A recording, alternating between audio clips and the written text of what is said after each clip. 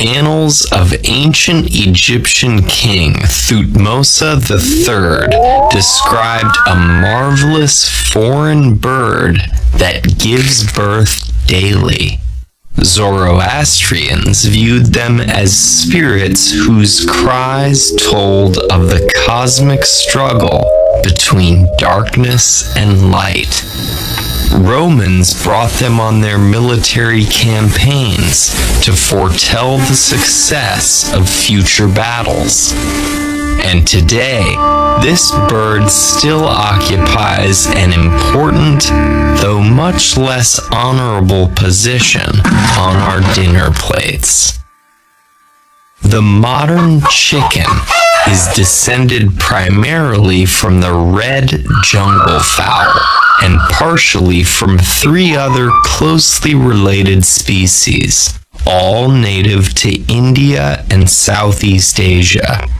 The region's bamboo plants produce massive amounts of fruit just once every few decades. Jungle fowls' ability to lay eggs daily may have evolved to take advantage of these rare feasts, increasing their population when food was abundant.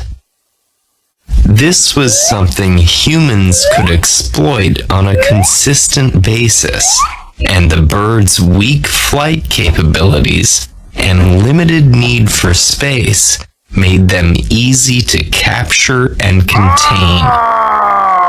The earliest domesticated chickens, dating at least back to 7,000 years ago, weren't bred for food, but for something considered less savory today. The aggressiveness of breeding males armed with natural leg spurs made cockfighting a popular entertainment. By the 2nd millennium BCE, chickens had spread from the Indus Valley to China and the Middle East to occupy royal menageries and to be used in religious rituals. But it was in Egypt where the next chapter in the bird's history began. When a hen naturally incubates eggs, she will stop laying new ones and sit on a clutch of 6 or more eggs for 21 days. By the middle of the 1st millennium BCE, the Egyptians had learned to artificially incubate chicken eggs by placing them in baskets over hot ashes. That freed up hens to continue laying daily, and what had been a royal delicacy or religious offering became a common meal. Around the same time as Egyptians were incubating eggs, Phoenician merchants introduced chickens to Europe, where they quickly became an essential part of European livestock. However, for a long time, the chicken's revered status continued to exist alongside its culinary one. The ancient Greeks used fighting roosters as inspirational examples for young soldiers. The Romans consulted chickens as oracles, and as late as the 7th century, the chicken was considered a symbol for Christianity. Over the next few wherever they went, spreading throughout the world through trade, conquest, and colonization. After the Opium Wars, Chinese breeds were brought to England and crossed with local chickens. This gave rise to a phenomenon called hen fever, or the fancy, with farmers all over Europe striving to breed new varieties with particular combinations of traits. This trend also caught the attention of a certain Charles Darwin, who wondered if a similar selective breeding process occurred in nature. Darwin would observe hundreds of chickens while finalizing his historic work, introducing the theory of evolution.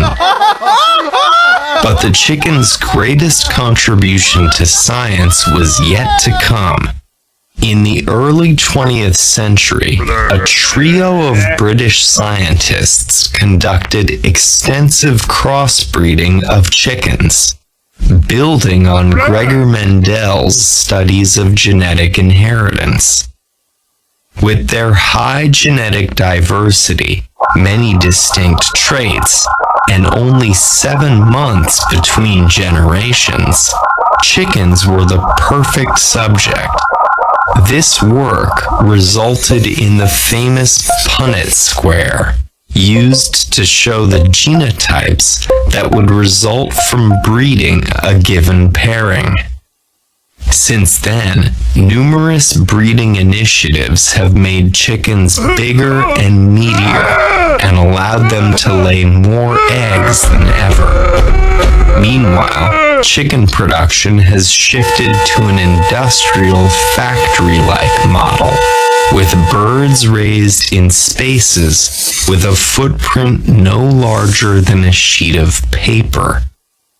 And while there's been a shift towards free-range farming due to animal rights and environmental concerns, most of the world's more than 22 billion chickens today are factory farmed. From gladiators and gifts to the gods, to traveling companions and research subjects, chickens have played many roles over the centuries. And though they may not have come before the proverbial egg, chicken's fascinating history tells us a great deal about our